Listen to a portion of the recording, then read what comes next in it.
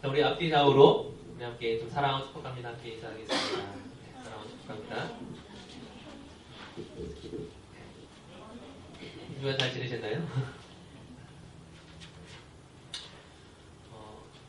이스라엘 백성들이 이제 가나안 땅으로 들어가면서 우리가 잘 알고 있는 것처럼 이렇게 홍해 바다가 갈라졌을 때 이스라엘 백성들이 건넜던 것처럼 이제 요단 강물을 가르고 이제 가나안 땅으로 들어가는 것들을 우리가 볼 수가 있습니다.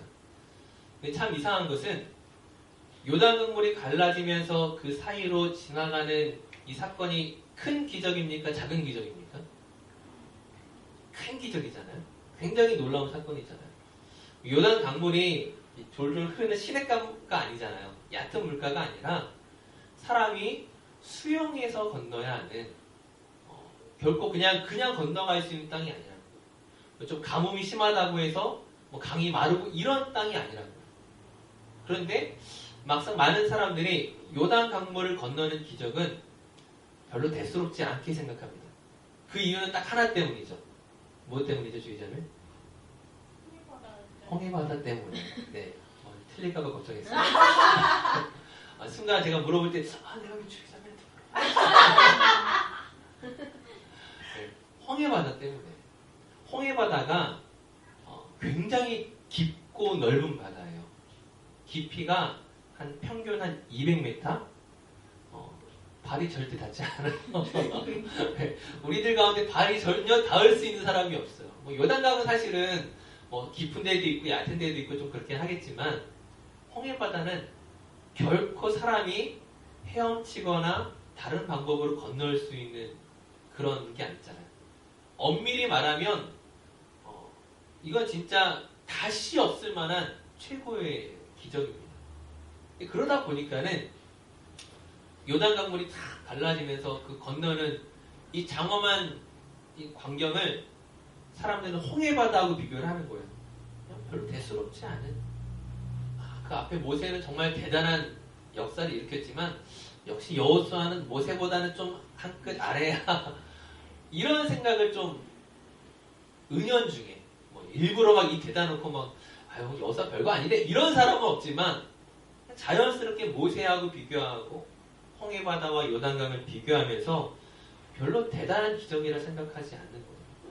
그보다는 차라리 그 뒤에 나오는 사건, 여리고성이 무너졌던 사건, 정말 그 높고 정말 그 커다란 성벽이 단지 그 함성만으로 이스라엘 백성들이 그냥 7바퀴 돌고 마지막 함성만으로 무너진 것은 굉장히 큰 감동으로 생각하면서 요단강은 그렇게 생각하지 않습니다. 앞서 있었던 유사한 비슷한 사건이 있었기 때문인데 사실 결국 그렇지 않다라는 거예요. 요단강을 건너는 이 기적은 홍해바다를 건넜던 것보다 어떤 의미에 있어서는 더 놀라운 사건이고 더 우리가 눈여겨봐야 할 사건이고 어떻게 보면 저 여러분들이 더 많이 해당되어지는 그런 사건일 수 있다는 거예요. 자, 이제 그것을 좀 성경이 다른 예에서 먼저 살펴보려고 하는데 자, 한번 퀴즈를 내도록 하겠습니다. 복음서에서 마태, 마가, 누가, 요한 이 4개의 복음서에 모두 다 기록되어 있는 예수님의 기적 사건이 하나 있습니다. 딱 하나가 있어요. 그러니까 예수님의 십자가는 다 기록하고 있지만 예수님이 특별한 기적을 행하셨던 것이 보통 마태, 마가에는 있어도 누가에는 없거나 요한에는 있어도 마태에는 없거나 이런 게 많은데 하나의 사건은 4개의 복음서에 다 기록되어 있습니다. 위원자매 어떤 사건이라 생각하시나요? 네? 뭐 치유인데 어떤 치유예요 그러면? 네. 죄송합니다. 영상에서 삭제해버릴게요. 자, 일단은 그 뒤에 있는 우리 지훈자매 혹시 어떤 사건인지 아시나요? 정말 유명한 사건인 거예요. 4개의 복음서에 다 기록되어 있을 만큼 굉장한 사건이 있었어요. 아마 딱 말하면 여러분 그거 아실 만한 사건이에요. 네. 제 마음이 상당히 무겁습니다. 오병이어 사건이에요. 오병이어 사건. 그러니까 예수님이 행하셨던 기적이 막 수십 개가 있지만은 물론 성경에 기록되어 있는 게 그 수십 개고 기록되지 않은 것도 엄청 많이 있다라고 이제 요한복음은 이야기하죠. 근데 어쨌든 오병이어의 기적만큼은 마태, 마가, 누가, 요한에 다 기록되어 있을 만큼 굉장히 의미가 있고 중요했던 사건이었어요. 한 가지를 알려드리면은 예수님께서 기적을 행하심에 있어서 오병이어 기적 사건 이전과 그 이후가 태도가 달라지십니다. 어떻게 달라지냐면 오병이어 사건 전에는 뭐 누구를 고치고 어떤 기적을 행하고 난 다음에 야 그거 알리지 마라. 다른 사람에게 말하지 마라. 죽은 사람을 살리고 난 이후에도 야 이거 다른 사람에게 이야기하지 마. 그렇게 얘기를 하시다가 오병이어 사건 이후로는 이제 그 모든 것들을 말하라고 얘기하십니다. 인자가 메시아임을 예수님께서 구원자로 오셨음을 말하라고 얘기를 한다는 거예요. 그럼 오병이어 사건이 무엇인데 왜 그렇게 이전과 이후가 달라지느냐? 사실 오병이어 기적은 5,000명이나 되는 사람들을 먹일 수 있다. 이게 다가 아니에요. 거기에 담겨있는 진짜 의미는 예수님이 생명의 떡이라 거예요. 내가 너희를 그냥 이런 놀라운 일들을 경험케 하기 위해서 먹여주는 것이 아니라 사실 이 예수 그리스도가 내가 너희를 위하여 나의 몸을 찢기기 위해 십자가에 찢기기 위해 온 메시아이다라는 것을 간접적으로 알려주는 거예요. 그러면서 그 이후부터는 자기의 메시아 되심을 숨기지 않으십니다. 굉장히 의미 있는 사건이었죠. 근데 이 오병이어 사건 다음에 또 다른 비슷한 사건이 나와요. 아마 이제 여러분들 잘 모르실 수 있는 사건인데 바로 칠병이어 사건입니다. 혹시 칠병이어 사건 들어보셨나요? 네. 한번 손 들어보시겠어요? 칠병이어 들어봤다. 네, 아무도 모르십니다. 이럴 수가. 자, 오병이어 사건은 알고 있다. 한번 손 들어봐 주세요. 네. 네. 오병이어는 대충 다 아는데 칠병이어는 몰라요. 마태복음 15장하고 마가복음 8장에 칠병이어라고 있는데 떡 7개와 물고기 2마리로 4,000명이나 되는 사람들을 먹이신 사건이에요. 근데 지금 우리가 방금 청년부 안에서도 나누어졌지만 몰라요. 사람들이 잘 몰라요. 그냥 오병이어랑 비슷한 사건인가? 짝퉁인가? 이거 진짜인가?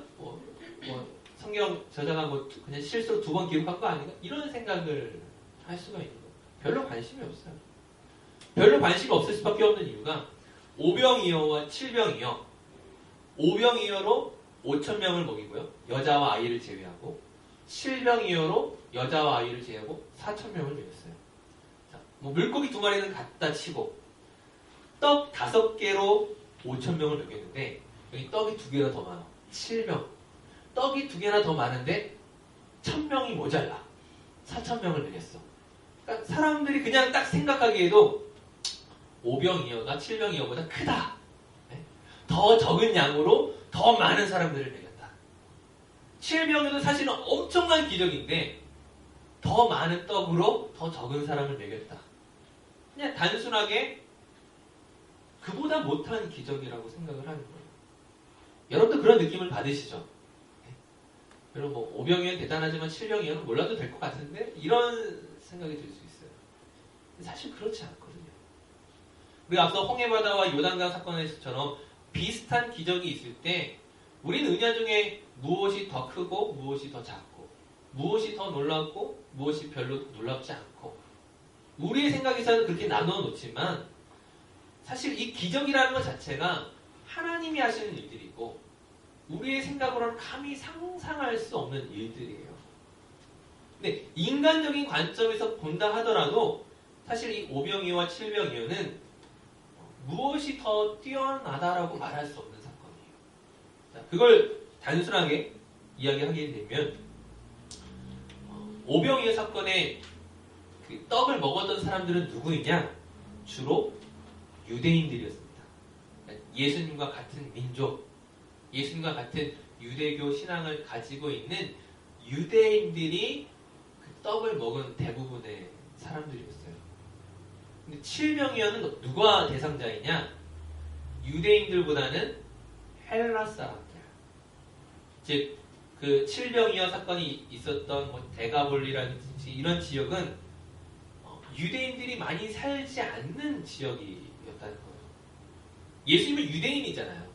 그러니까 사실은 유대인, 이스라엘 사람과 헬라 사람들은 사이가 정말 안 좋아요. 왜냐하면 유대인들이 대놓고 무시하니까. 헬라 사람들 상종도 하지 않고 같이 식사도 하지 않고 같이 인사도 하지 않고 정말 개, 돼지 취급을 한다고 유대인들이. 당연히 헬라 사람들이 유대인 좋아하겠어요? 쟤네들 교만해. 쟤네들 재수없어. 쟤네들 짜증나. 근데 유대인이신 예수님께서 말씀을 전하러 데가볼리 지역에 오셨는데 무려 4,000명이나 되는 사람들이 모여있다는 거예요. 물론 거기는 여러 가지 이유가 있겠죠. 예수님의 그 기적의 사건들이, 그 소문들이 퍼져가기 시작하면서 정말 그 예수님을 보기 위해 많은 사람들이 모였겠죠. 유대인임에도 불구하고. 예수님이 유대인임에도 불구하고 그 예수님을 보기 위해 모였는데 그 숫자가 4,000명이라고 해요. 이것은 말 그대로 사실은 유대인 4만 명이 모인 거나 다름이 없는 사건이에요. 즉 대상자를 생각하면은 5병이어보다 7병이어가 훨씬 더 어려울 수 있어요. 예수님에게 있어서 물고기 2마리와 떡 5개냐 7개냐 이건 중요하지 않잖아요.